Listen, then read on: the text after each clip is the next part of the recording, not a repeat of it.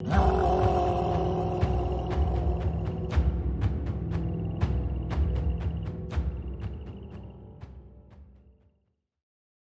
Visigothic history of Spain as it pertains to the Jews is often told within the confines of a lachrymose conception, to use a term coined by historian Salo Barone.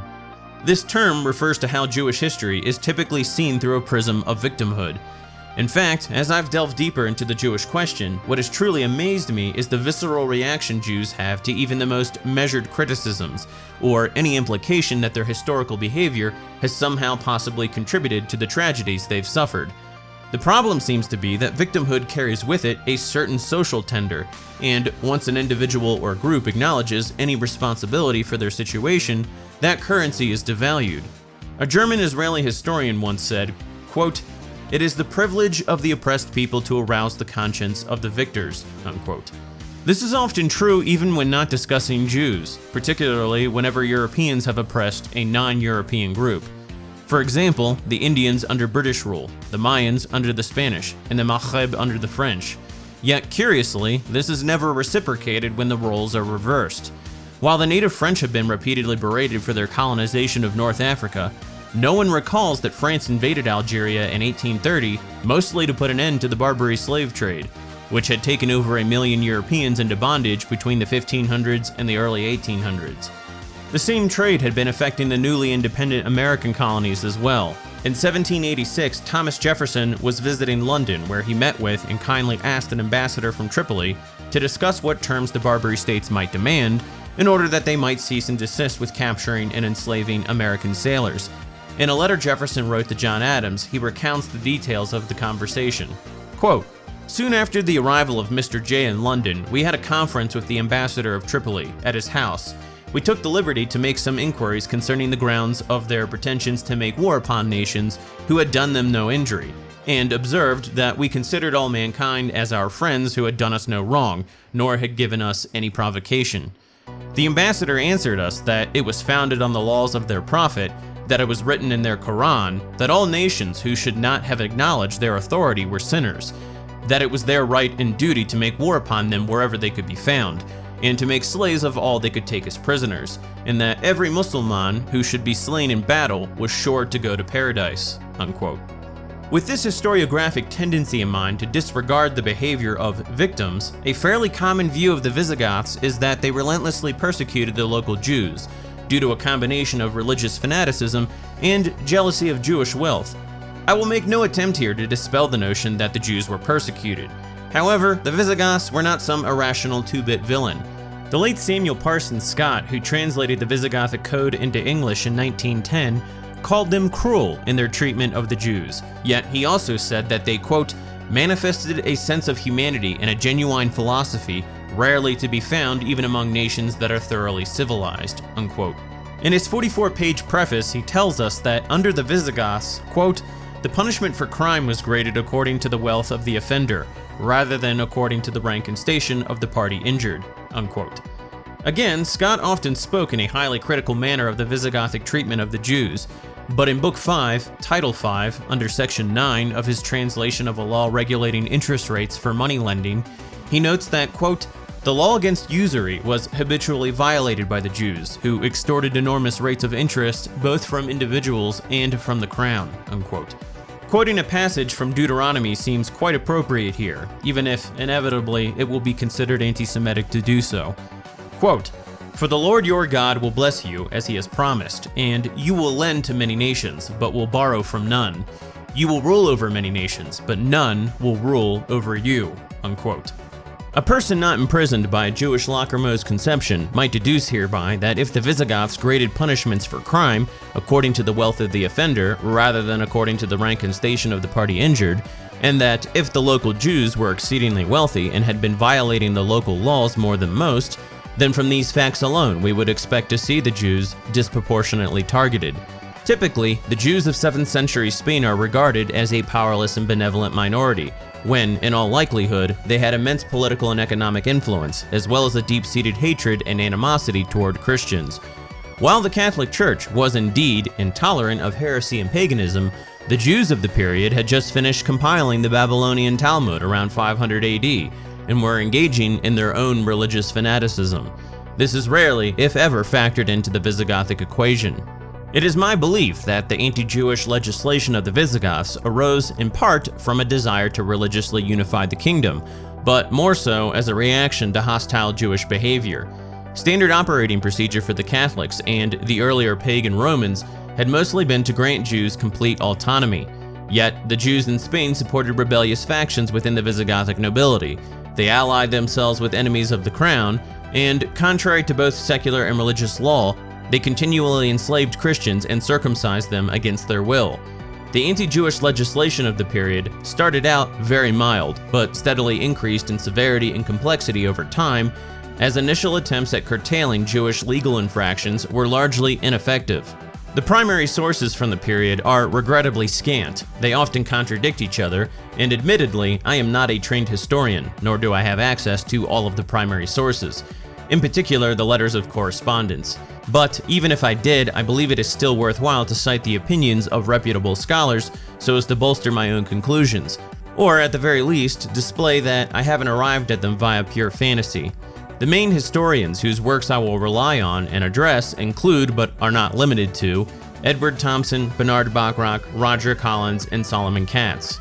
My detractors will invariably accuse me of having cherry-picked the content and character of what these men wrote, so it should be stressed here that none of these historians take the same exact stance that I do. In fact, I would characterize most of them as largely philo-Semitic, perhaps even a bit apologetic. Roger Collins wrote that, quote, "The treatment of the Jews by both the secular power and by the church in the Visigothic kingdom is the most reprehensible feature of its history. From the reign of Recared onwards, a series of laws and conciliar decrees were enacted inhibiting the rights and liberties of Jews, even on occasion requiring them to abandon their own religion and convert to Christianity. Although this legislation was originally only directed against Jewish practitioners of Judaism, those who willingly or otherwise converted to Christianity soon came under the suspicion of the lawmakers and came to be supervised and restricted almost as fiercely as their former co-religionists. What began as a process of lawmaking aimed at the practitioners of a religion ended up as one directed against a race." Unquote. This sentiment is shared, to one degree or another, by many of the historians I've mentioned. Bachrach is a notable exception. While by no means hostile to Jews, he makes a very noble effort to view the period outside the purview of a lachrymose conception. However, the overall trend among most historians on the matter is to mention briefly what the Jews had been doing to the Christians, and then proceed onward as if it were of little consequence. Herein lies one of my principal aims, which is not to justify each and every measure taken against the Jews, but rather to challenge the idea that the Jews were an innocent and powerless bystander, exercising a general attitude of mutual tolerance and respect.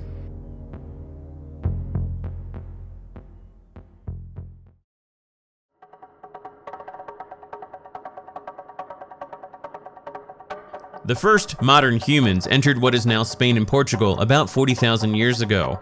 Genetically, these were Western hunter-gatherers. They all had blue eyes and probably a swarthy complexion, but they did not resemble sub-Saharan Africans, as some people love to claim. Sometime around the 6th millennium BC, Neolithic farmers from Anatolia began entering Spain. Then, around 4000 BC, Indo-Europeans from the Pontic steppe began moving into the whole of Europe.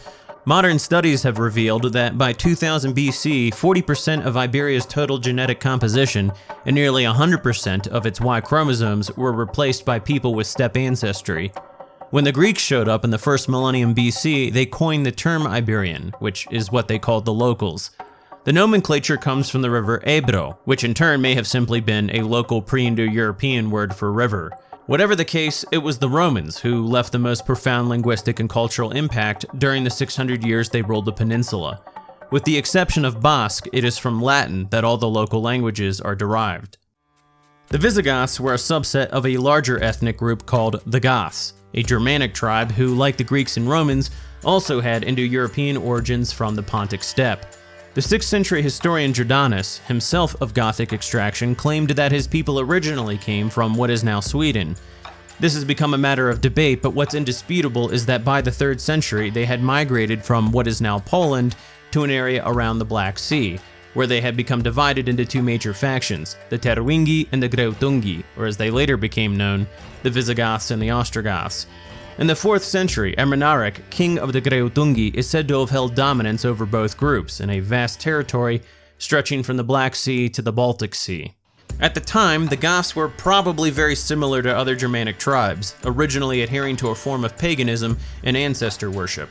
However, during Ermanaric's reign, Ulfilas, a Greek missionary who had been enslaved by the Goths and raised among them, began converting his former captors to Arian Christianity, which differed from Catholicism insofar that it denied the Holy Trinity and considered Jesus Christ to be separate and distinct from God. The pagan aristocracy did not take kindly to these efforts, and under Athanaric, many Gothic converts were persecuted. Christian foreigners, however, were left alone, as the Gothic motives were to protect Gothic culture and heritage, and not necessarily to eradicate Christianity itself. Around 370 AD, the Huns began invading Eastern Europe, and various Gothic groups reacted differently. Some of them tried to resist, others, such as the Ostrogoths, became vassals to the Huns. The Visigoths, however, sought refuge within Roman territory. A chieftain named Fritigern appealed to Emperor Valens to allow his people to settle on land south of the Danube. The Romans and the Visigoths had been warring with each other, but Valens allowed it, probably because he hoped to recruit Visigoths for the Roman army. Shortly afterwards, however, the Visigoths suffered famine. The region where they settled had not been producing much food, and the Romans were experiencing logistical issues caused by their war with Persia. Under these conditions, the Goths were horribly mistreated by the locals. Gothic parents were forced to sell their children to Roman slave traders in return for dog meat. Eventually, they began rebelling in what is known today as the Gothic Wars, which resulted in the death of Emperor Valens at the Battle of Adrianople in 378 AD. Under Emperor Theodosius, the Visigoths were incorporated into the Roman Empire as foederati. Relations remained turbulent, however, and eventually culminated in a Visigothic invasion of Italy proper and the sack of Rome in 410. By the standards of the age, however, it was fairly restrained. There was no general slaughter of the inhabitants, and the two main basilicas of Peter and Paul were nominated places of sanctuary. Most of the buildings and monuments survived intact, albeit stripped of valuables. A short time later, the Romans permitted the Visigoths to settle on land in southern France and northern Spain after they had successfully repelled other barbarian tribes from invading Roman territory. By 476, however, the Ostrogoths, who had remained in Eastern Europe as vassals of the Huns, invaded northern Italy and established their own kingdom there. This marked the end of the Western Roman Empire and the beginning of the autonomous Visigothic kingdom in Iberia. Some sources have claimed that the Visigoths in Spain numbered in the hundreds of thousands, but this is likely impossible for a number of logistical reasons, and the archaeological evidence doesn't support it. Roger Collins makes a good case that they numbered somewhere between 20 and 30,000, or the size of a small Roman army. The Hispano-Romans, he says, certainly exceeded 1 million. Whatever the actual figures were, most historians agree that the Visigoths were vastly outnumbered by their Hispano-Roman counterparts, who generally appear to have accepted their rule.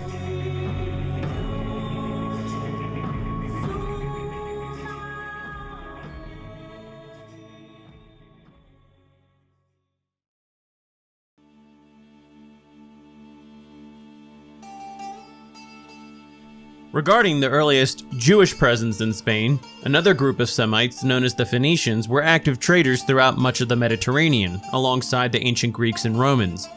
During the first millennium BC, they established settlements at what is now Cadiz.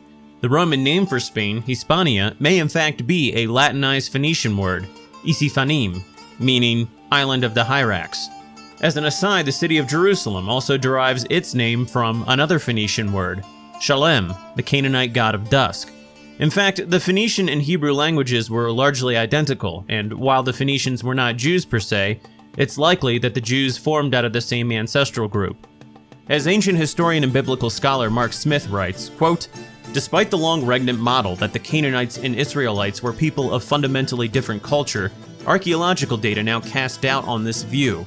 The material culture of the region exhibits numerous common points between the Israelites and Canaanites in the Iron One period. The record would suggest that the Israelite culture largely overlapped with and derived from Canaanite culture," unquote. During the late Bronze and early Iron Ages, most Semitic nations worshipped a divine couple, made up of a national god and a female consort.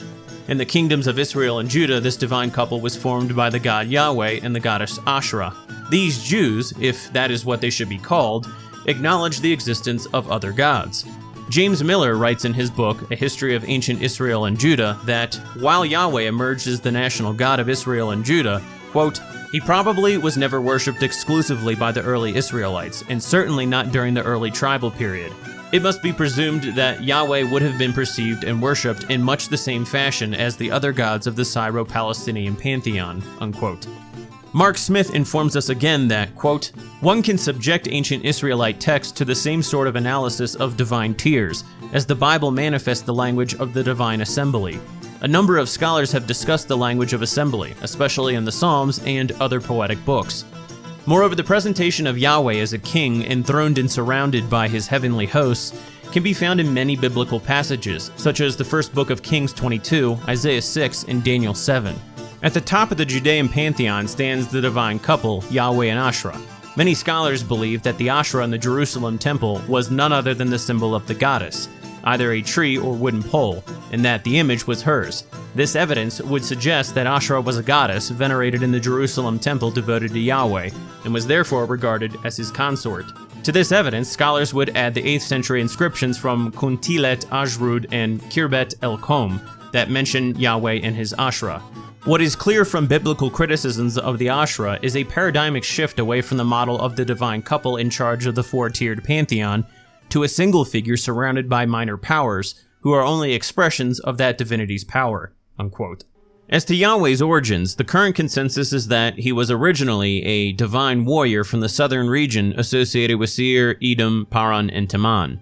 The oldest plausible recorded occurrence of the name Yahweh is on an Egyptian inscription from the time of Amenhotep III, referring to the Shasu nomads from Midian in Edom and northern Arabia. Curiously, the Shasu, like the Israelites, were a nomadic tribe who had a turbulent past with the Egyptians around the same time the Bible claims the Israelites left Egypt. Two Egyptian texts, one dated to the period of Amenhotep III, the other to the age of Ramses II, refer to Yahu and the land of the Shasu nomads, in which Yahu is a toponym. Scholar Michael Astor observed that the, quote, hieroglyphic rendering corresponds very precisely to the Hebrew tetragrammaton of Yahweh and antedates the hitherto oldest occurrence of that divine name, on the Moabite stone, by over 500 years, unquote. Scholar Van der Toorn concludes, quote, by the 14th century BC, before the cult of Yahweh had reached Israel, groups of Edomites and Midianites worshipped Yahweh as their god, unquote. Whatever the case, Yahweh may have usurped El's position as the primary god of the pantheon and murdered all his children. As Mark Smith informs us, quote, one biblical text that presents Yahweh in an explicit divine council scene does not cast him as its head, who is left decidedly mute or undescribed, probably the reason why it survived the later collapsing of the different tiers. This text is Psalm 82, which begins in verse 1. God, Elohim, stands in the divine assembly of El, Adat El.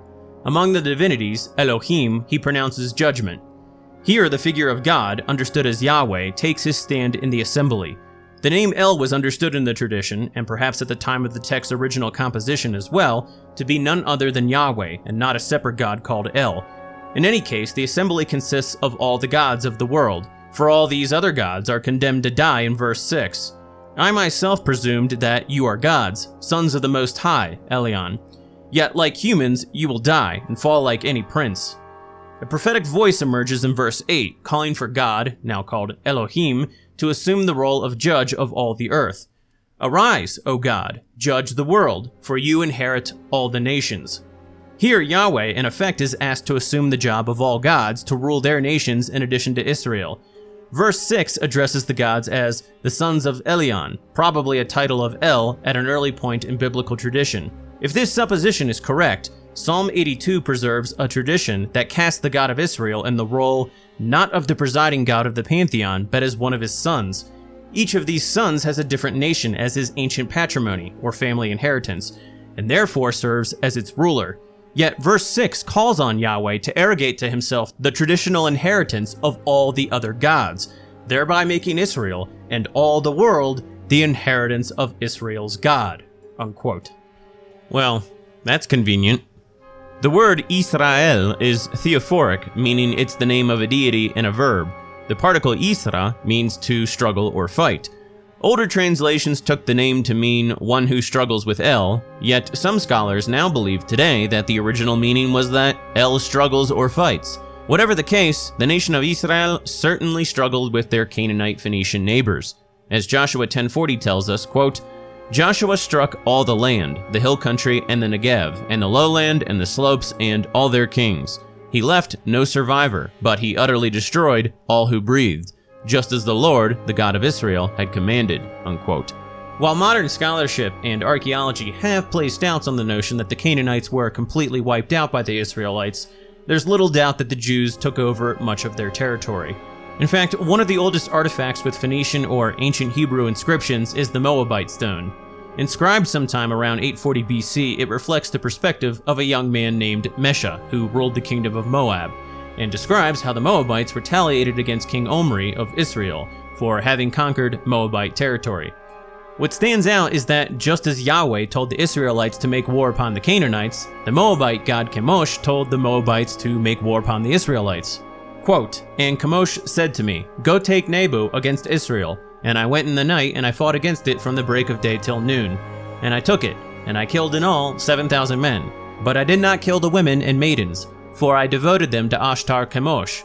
And I took from it the vessels of Jehovah, and offered them before Chemosh. Unquote.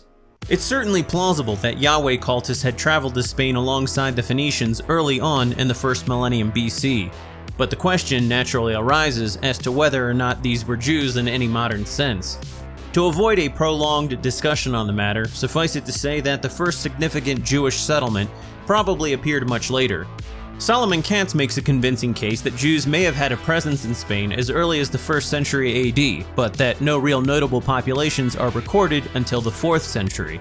It should be stressed here that the Jewish diaspora had existed long before the destruction of the Second Temple in 70 AD, as evidenced by, among other things, 3 previous Jewish expulsions from Rome between 139 BC and 61 AD. Historian Eric Gruen wrote in his work Diaspora, Jews Amidst Greeks and Romans that, quote, compulsory dislocation cannot have accounted for more than a fraction of the diaspora. The vast bulk of Jews who dwelled abroad in the Second Temple period did so voluntarily. Diaspora did not await the fall of Jerusalem to Roman power and destructiveness. The scattering of Jews had begun long before, occasionally through forced expulsion, much more frequently through voluntary migration. Unquote. In an interview with website JewishLedger.com, Gruen also said that, quote, the Greek cities of the Mediterranean attracted Jews from every walk of life, from writers and intellectuals to mercenary soldiers who settled in places like Alexandria, Antioch, the cities of Anatolia, Macedonia, and Italy. Throughout the Greco-Roman period, Jews in the diaspora vastly outnumbered those in the homeland. Unquote. By the early 4th century, the Jews in Spain had become quite successful agriculturalists, but as Solomon Katz points out, their activities hindered largely on Christian slave labor. He even considers the possibility that, quote, the cultivation of land by the Jews of Visigothic Spain must have been made impossible by the decrees against the possession of Christian slaves, or even coloni, by the Jews, unquote. As to the size of the Jewish population in Spain, the earliest estimates I've seen only go back to about the 15th century after the Reconquista, where something on the order of 300,000 Jews converted to Catholicism, while another 80 to 100,000 were exiled. Whatever the case, it seems very probable that the Jews were vastly outnumbered by their Hispano-Roman counterparts, just as the Visigoths were.